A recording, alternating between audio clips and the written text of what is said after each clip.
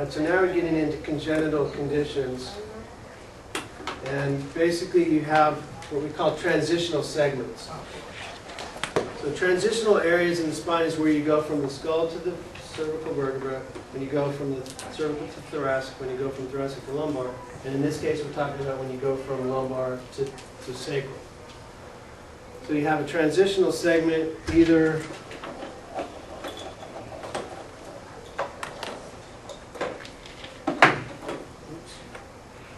so what can happen is this fifth lumbar can turn into a sacrum, so you have a fusion right there, or this first sacral one can turn into a lumbar where it doesn't fuse.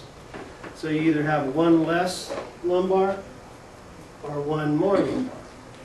And this is called transitional segment. So you have lumbarization, which is when the sacrum acts like a lumbar, and so S1 becomes L6. And then, what do you think is going to happen on the other option? You have lumbarization, then you're going to have what? Sacralization. So here, sacralization when L5 becomes part of the sacrum. So what would you call that? S0? So a lot of times it gets confusing, so we just, in the general sense, we just say, well, it's a transitional segment. Okay. And then a lot of times, if you have one type of congenital abnormality, you can have other things. You can have, and this isn't in the notes I don't think, but you can have atropic facets, whereas one facet is faced this way and the other facet faces that way. Okay. And then you can have spina bifida. Okay?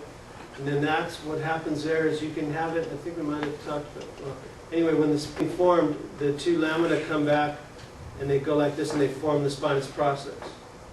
Right? So if those don't meet, you have spina bifida. So there's different progressions of that. The most mild case is spina bifida occulta where it's still filled in.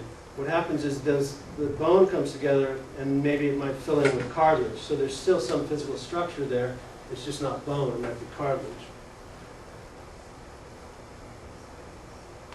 So there's spina bifida occulta, which is there's a gap, but it's filled in with cartilage, so there's nothing coming out of it. Then you have a meningoceal. So then meningio, what does that mean? What's the brain? What's the membranes that surround the brain called? Meninges. So the membrane around the spinal cord is bulging out. Okay. And what's myelin? Doesn't have to do with the spinal cord, right? Myelin sheaths go. Okay. So if it's a myelomeningeal, what else is going out? What's that? Nerve. See, so the actual nerve tissue is going out there. Okay, those are problems. That's a problem. And then you're talking about paralysis, other more substantial problems. Yeah, I got everything. So you can have the most simplest case is where the bone doesn't come all the way back and it gets filled in with cartilage. That's the occulta. Then you have meningoceal where the meninges go out. And then you have myelomeningeal where the spinal cord or the nerve tissue is going outside too. Okay, so then here's the spinal cord tissue right there.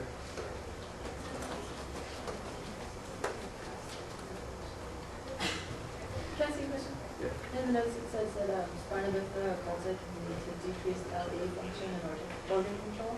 I just don't know what LE means. Lower extremity? Oh. Yeah, you see that a lot.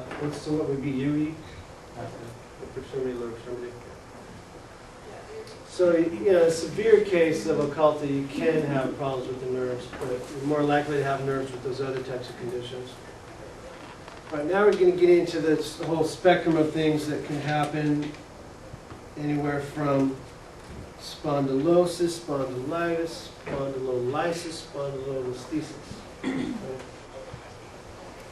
So now spondylosis, even though we're kind of talking about congenital things, this isn't really a congenital problem. Basically, it just means degeneration of the disc where you can have a little bit of anterior slippage. Like I was saying before, when the disc degenerates, the way that the joints line up, the vertebral body, as it settles down, it comes forward a little bit. So spondylosis is just degeneration of the disc, and you have a little bit of anterolesthesis. So antero meaning anterior, listhesis meaning slippage. So anterolesthesis, there's no disruption of the pars. Okay. Without getting into the complicated anatomy, just think of this as it's called pars interarticularis. It's between the upper articular process and the lower, and it allows the anterior motor unit and the posterior motor unit to separate. Okay, so the spinous process and the posterior facet or the inferior facet will stay behind, and the anterior part will slip forward. And so then that's where we have spondylolysis. It can either be one side or both. That's where you have an actual gap in that pars. And then the pars is right here. Right? So you have spondylolysis, meaning that there's a break in the pars.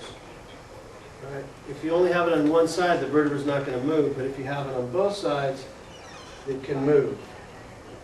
So that's where the vertebra slides forward. Spondylolisthesis, meaning that the vertebra has moved.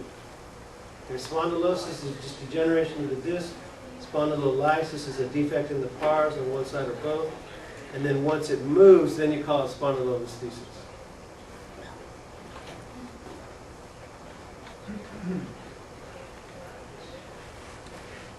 And so, like I said here, it's the division between this articular process and then the other one stays behind. So you're basically, it's almost like the anterior motor unit part of the spine is moving forward, even though it's taking some of the articular part.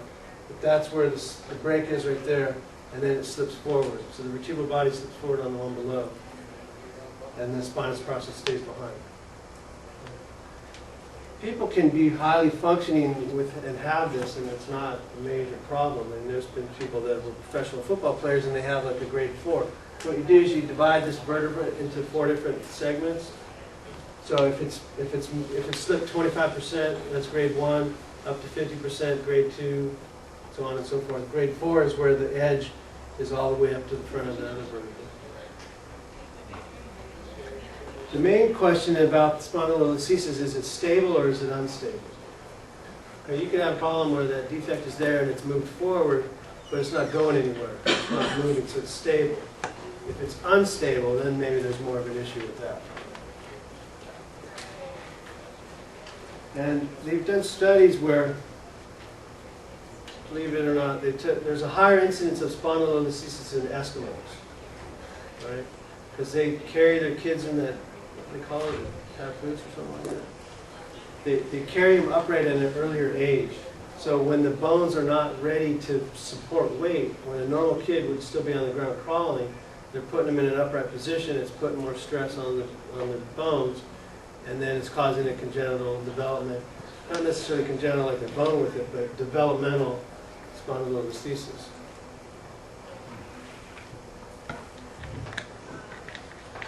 So it makes you wonder if you put kids in those little things where their legs are hanging down, and they wouldn't normally be standing at that age, and you're putting them in that, and they're standing before they should. You might have spondylolisthesis. So you can either be congenital or it can be acquired. So spondylolisthesis or spondylitis, all those types of things can happen with acute repetitive mechanical stress. So what kind of motions are going to stress that posterior element? It's going to be more this kind of thing or this kind of thing? What puts more weight on the posterior part of the spine? Extension. So the pathology is just progressive breakdown of the pars interarticularis. So it's almost like a stress fracture.